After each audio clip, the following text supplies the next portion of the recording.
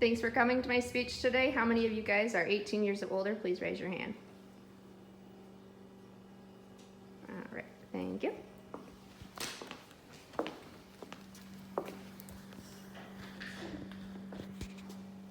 My name is Kaylee Rummery, and I have golfed for the last 6 years. I played golf in high school for 4, made it to 2 state tournaments, and I'm an Oklahoma State golfer, all-state golfer. How many of you guys have played golf before? All right, let's get on hole 1. So there's terms of golf. There is par, which is how many strokes it should take you to get the ball in the hole, or that's your goal anyways. If you go 1 over that number, then it is a bogey. If you have 2 under, it is an eagle. If you have 3 under, it's an albatross. If you get the ball in the hole on the first time, it is a hole-in-one.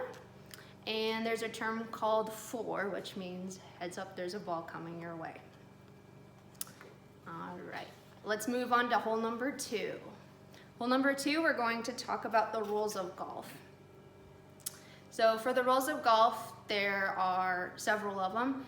If you hit your ball out of bounds, you count it as in the rough on strike 1, or whatever stroke you're on, it counts as a stroke, and then you pull it out on 2 if it is not playable, if it is in the hazard, and then you lie 3, so you're hitting your 3rd ball. There's also water hazards on the course, which are marked with penalties, so you can't get the ball in, which counts as a 2-stroke penalty if you hit it in the water. There is sand traps on the course, which you may hit out of, and I would recommend using your sand wedge to hit out of the sand trap. You cannot ground your club in the sand trap. You're not supposed to. And then you have to rake where you hit your ball. Medea states that on her online website of the rules of golf. So let's move on to the next topic. The next topic we are going to talk about is the types of equipment. So for golf, there are different types of equipment. People use different golf balls, different golf clubs, different types of stuff. There's a reason that people wear golf shoes instead of tennis shoes, which is because, as you can see, tennis shoes are flat on the bottom and golf shoes have a little bit more of a grip.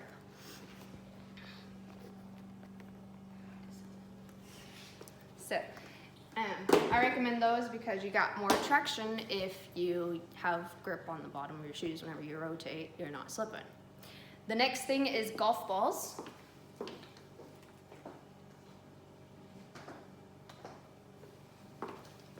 I play with Bridgestones, but there's also different types. There's Top Flight, Titleist, Bridgestone, Callaway. I play with white golf balls because it's easier for me to find if I lose a golf ball on the golf course. Then there's also golf tees and ball markers that people use. If you use a golf tee out of the tee box, you may not place it anywhere else on the course throughout the hole. You can only use them in the tee box. Some people don't even use tees in the tee box. And then you've got a ball marker, which whenever you get on the green and you're putting, you want to put your ball marker down on the ground and pick up your ball, because if you do not pick up your ball and someone else hits it, it's a penalty on you. Now, let's go on to hole number 3, and we will talk about golf clubs. So there's different types of golf clubs. Not everybody carries the same amount of golf clubs in their golf bag. There's a driver, a fairway wood. There's different types of sizes for fairway woods. There's an 8-iron, a 9-iron, 7-iron, pitching wedge, sand wedge, and a putter. So there's different reasons for different types of golf clubs. You use your driver out of the tee box, which you don't have to use if you don't want to. If it's a shorter hole, I would recommend using a different club. So let me grab a driver.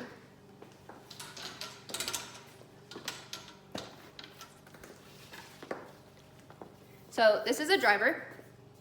It looks like your biggest club in your bag. you use it out of the tee box. But there's people that use their fairway woods out of the tee box if it's a shorter distance. This is a 4, this is a 5, and then there is a 6, which the littler the number, the further the distance you're supposed to have on your clubs. So I use those mainly in the middle of the fairway if I'm still a far ways out. Or you can also use, this is your 7 wedge, your 8 wedge, 9 wedge, a pitching iron, and then your sand wedge. You can use these throughout the course anywhere. I wouldn't recommend using a pitching wedge unless it's a short hole out of the tee box. Your sand wedge has a little bit more loft. The angles are different on each club. So if it's more of an obtuse angle, then it's going to go up higher and it's not going to travel as far distance wise. And then as the numbers get bigger, like my 7 iron, it's going to go a whole lot further than my pitching wedge due to the angles on it. And then when you are on the green, I would recommend to use your putter. You can also use your driver. With going to the range, you learn different tricks as to how far your clubs can go. So some people might not hit the same club because they might not be able to hit the same distance. So I've learned with going through the range that you can putt with this if you're off the green a little bit. You can still make it a little bit further than using your putter,